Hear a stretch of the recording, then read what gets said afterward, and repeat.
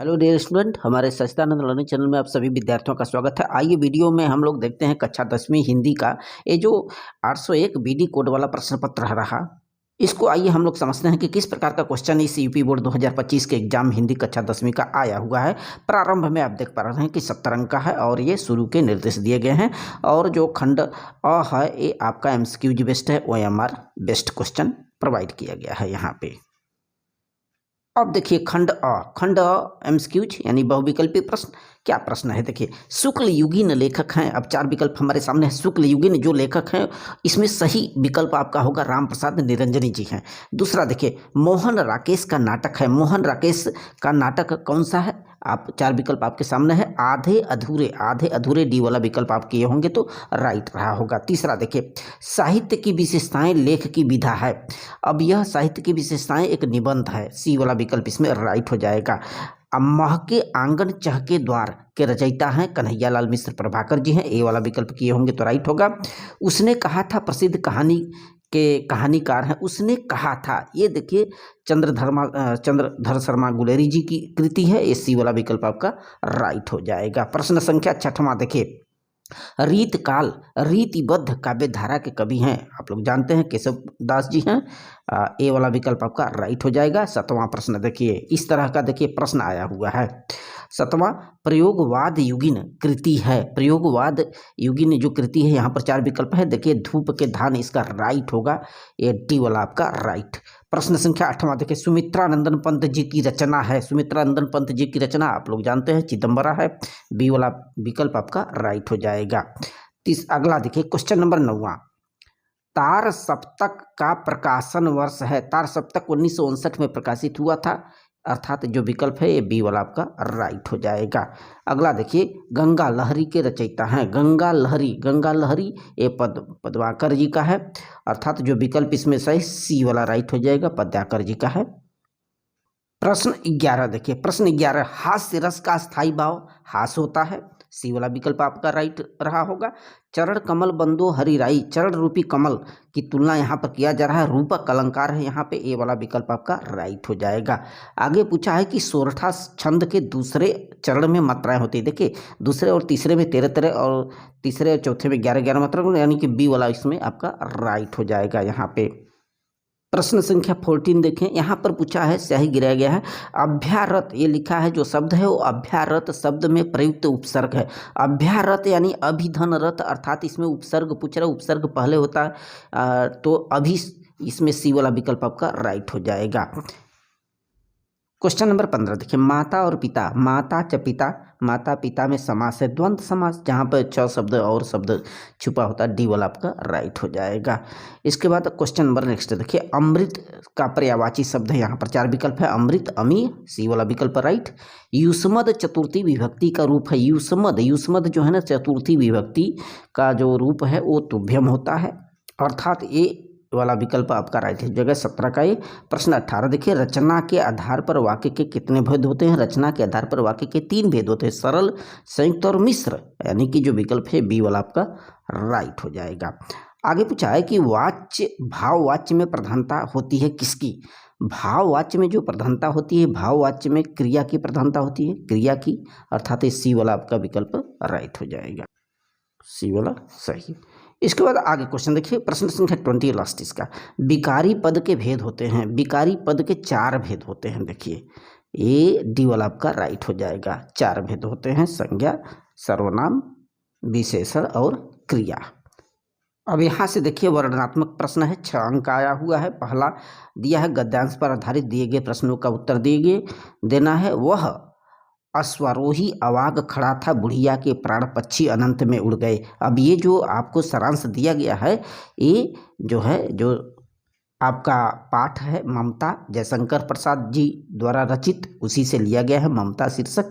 उपयुक्त गद्यांश का संदर्भ सहित वहीं व्याख्या लिखेंगे कि प्रस्तुत जो संदर्भ दिया गया है, गद्यांश दिया गया है, यह हमारी पठित पाठ्य पुस्तक के ममता शीर्षक, इसके रचयिता जयशंकर प्रसाद जी हैं। अकबर ने किसकी स्मृति में मंदिर बनवाया था? यहाँ पर साफ उत्तर लिखा है कि उसके पुत्र अकबर ने, यानी कि हुमायूं के यादगार में उसके पुत्र जो अकबर थे ये मंदिर बनवाया था। रेखांकित अंश की व्याख्या इसके आधार पर आपको करनी है। अब ये है। इसके बाद ऑप्शनल देखिए, मानवता के संपूर्ण इतिहास की सर्वाधिक रोमांच घटना के एक एक क्षण के वे भागीदारी बन रहे थे। अब ये जो आपको दिया गया गद्यांश है, ये पानी में चंदा चांद पर आदमी जयप्रकाश भारती जी की कृति है, वही चीज़ पूछा है। अब संदर्भ और मानव इतिहास की महत्वपूर्ण घटना, वहीं चांद पर पहुंचने वाली बात है, यात्रा की बात है, इस तरह से पूछा गया।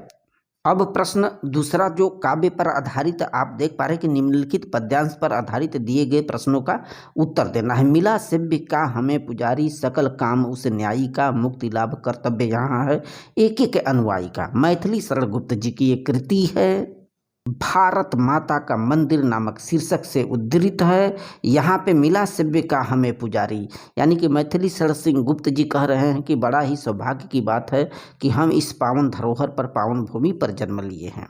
अब ये पूछा था, अथवा ऑप्शनल देखिए यहाँ पर आया था, पूरे ते निकसी रघुवीर बधू धीरे धरी धरी धरी धरी दये मग मग में डग द्वय, झलकी भरी भाल कनी जलकी पुटी सूख गए मधुरा धरवय। यानी कि ये गोस्वामी तुलसीदास के द्वारा रचित वन पथ पर शीर्षक से लिया गया है, जिसमें लक्ष्मण, राम और सीता जी किस प्रकार से सफर पर निकल पड़े हैं और मार्ग की कठिनाइयों का जिक्र किया जा रहा है।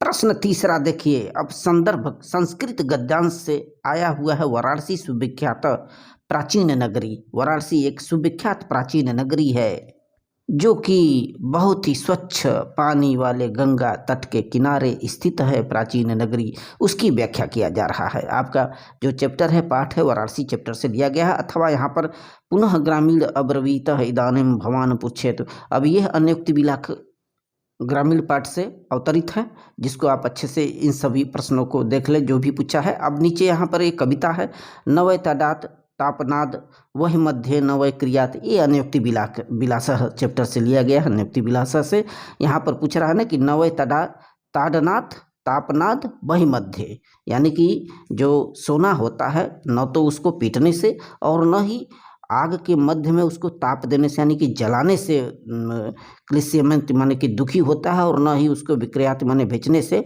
स्वर्ण से मुख्यम दुखम तदेकम यतो माँ जना गुंजा तोलयंती, माने सोने को तो मुख्य दुख इस बात का है कि लोग रत्ती भर गुंजा से तोलते हैं। गुंजा माने कितना छोटे, रत्ती भर गुंजी से तोलते हैं, यही सबसे बड़ा दुख होता है।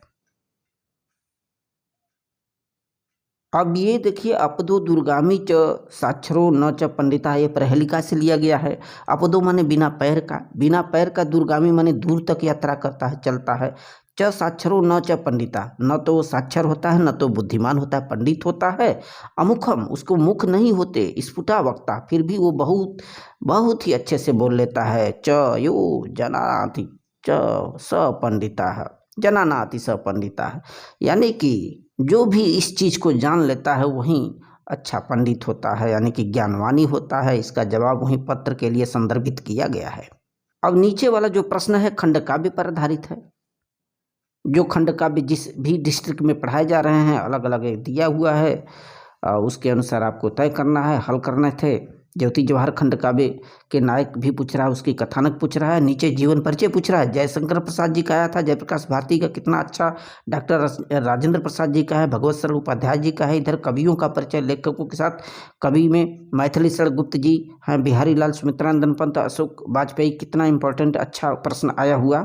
अब प्रश्न 7 देख पा रहे हैं कि कोई एक श्लोक आया था 2 नंबर का। फिर खेल कूद सामग्री की ओर ध्यान दिलाते हुए प्रधानाचार्य को एक पत्र लिखना है। कितना सिंपल सा पत्र आप लिख सकते हैं खेलकूद के संदर्भ में, उसकी सामग्रियों के संदर्भ में प्रधानाचार्य के नाम पर। अथवा ऑप्शनल आया हुआ है, पर्यटन स्थल का जिक्र करते हुए मित्र को एक पत्र लिखना है। अब यहाँ पे संस्कृत के कुछ प्रश्न, 2 प्रश्न सॉल्व करने हैं। इनमें से 2 अंक का है अलक्षंद्र। देखिए अलक्षंद्र, अलचंद्र का आसीत, अलचंद्र यवन राजा आसीत, दुराग्रह कुत्र नास्ति, इस तरह का क्वेश्चन है। भूमे गुरुतरः किम अस्ति, भूमे गुरुतरः माता अस्ति, कूपम किमर्थम दुखम अनुभवति, कूपम नितराम नीचम दुखम अनुभवति। तो ये प्रश्न का जवाब आपको देने थे। इसके बाद यहाँ पर देखिए निबंध आया, सांप्रदायिकता एक अभिशाप है, विज्ञान वरदान अभिशाप है, छात्र अनुशासन, स्वच्छ भारत अभियान, किसी यात्रा का जिक्र करना था जो कि कितना सहज है, आराम से कर लेंगे। So very very thanks.